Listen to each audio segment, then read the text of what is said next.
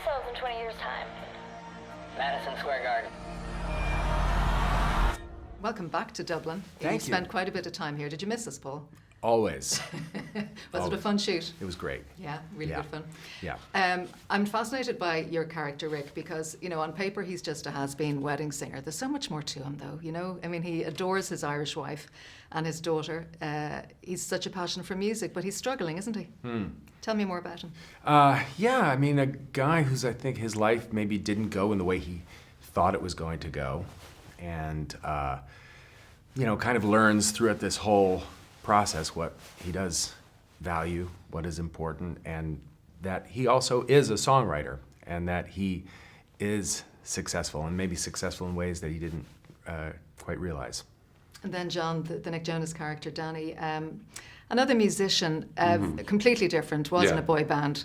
Again, struggling a bit here, trying to come out of that in a solo career. Yeah. I think you write him as a likeable character. It's more the people around him are messing things up. What do you think? Yeah, I think that's very true, actually. And I think it's probably true of the music industry a lot, that, you know, all the people that go into rock music are 17-year-old kids. It's a young person's kind of thing. They say yes to everything.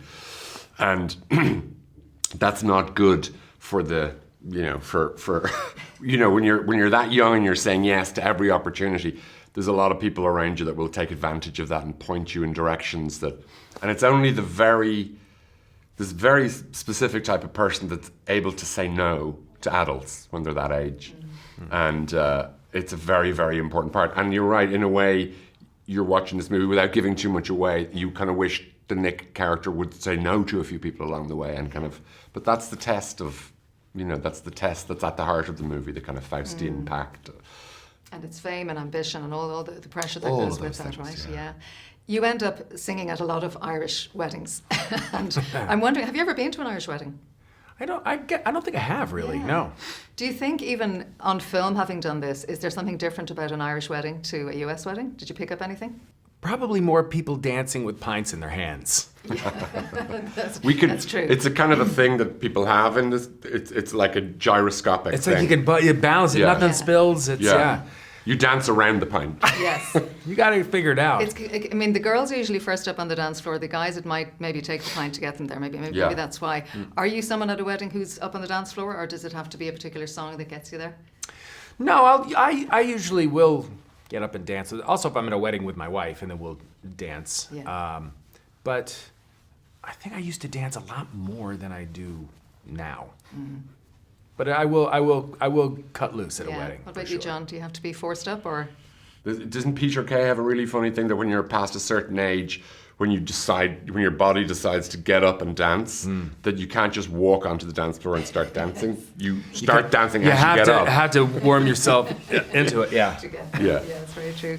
How to write a song without you. Yeah, I like that.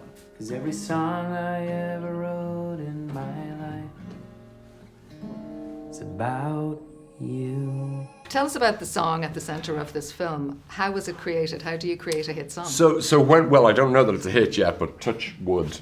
When we decided to make this film, myself and Peter MacDonald, who's also in the film and co-wrote it, we were like, let's not make the film until we get that song. And if we don't get the song, let's not try and fake it. So 9 years later, we stumbled upon a kind of an idea of what the song should be, and we decided, let's not have a banger, you know, let's not have it a thumping disco hit or radio hit, let's have it ballady. And I think the origins of that song were we kind of had a verse melody and an idea of a lyric, and then I handed it over to Gary Clark, who is an amazing songwriter who was in the band Danny Wilson. And he just turns these songs around. He just has this phenomenal facility for seeing what's missing and seeing the potential of a chorus that soars.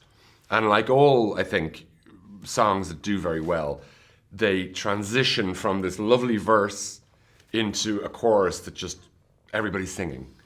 And it's an incredible gift, and it takes a bit of neck to sort of go, I'm really going to go vocally where this wants to go, where nobody else in the room is confident enough or whatever it is to take it to that place.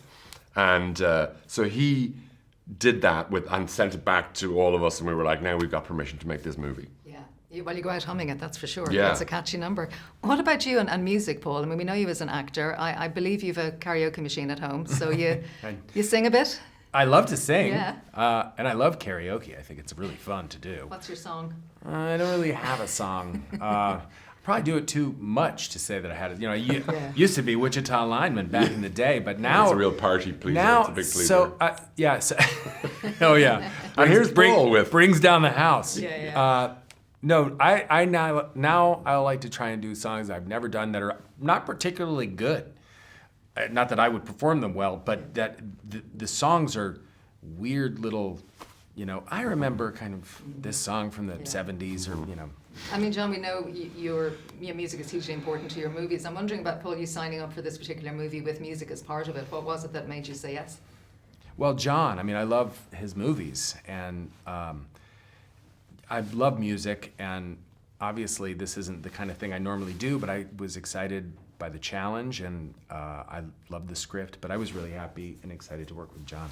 And a good day, John, when Paul signs on, I presume. The films, well, exactly like all of those things. Once Paul came on, all the dominoes, you know, or jigsaw pieces fell into place once Paul signed up to it, which is what a movie needs. Yeah, It and needs- another thing that struck me with this movie, that whole idea that you can have so much talent, but you need to get a break. It could be that you know, at the right place at the right time, or you meet the right person, or it's just luck. I'm wondering, just in your own careers, can you pinpoint a moment where that break happened for you? And was it because of right place at the right time? Was it because of a person? Or can you think of the particular moment, Paul, first?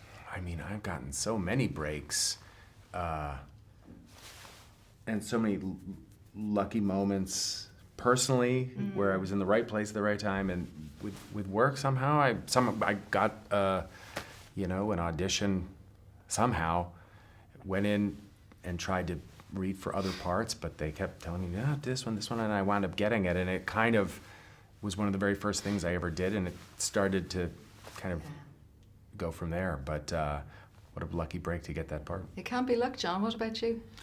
I think that I got numerous breaks, screwed them up as well as I could, and then started to realize I'm only going to get one or two more of those. Do you know what I mean by that? I mean that it was almost like God was saying, like, this is, the door's open, and I would mess it up and do something contrary to what an agent was telling you, or a friend or a partner was saying, like the next. And then finally, I think making Begin Again, after making that film once, you would think I couldn't screw up now, but I actually did kind of struggle with what to make next. And then with that film Begin Again, I think there was some connection between that film and Once that made financiers, which are the most important people in the film industry, feel like, okay, this guy is for real. Like, it wasn't just a one-hit thing or something like that. He feels like he wants to say the same thing and figure out what he's saying, and that's interesting to us. So I think that, for me, that was a big sort of opportunity. Well, listen, with Power Ballad, you've written and performed and directed such a gorgeous, heartwarming, funny, enjoyable movie. It's going to go down a treat. And thank you both very much. Thank you. You seemed real. I am real. Are you?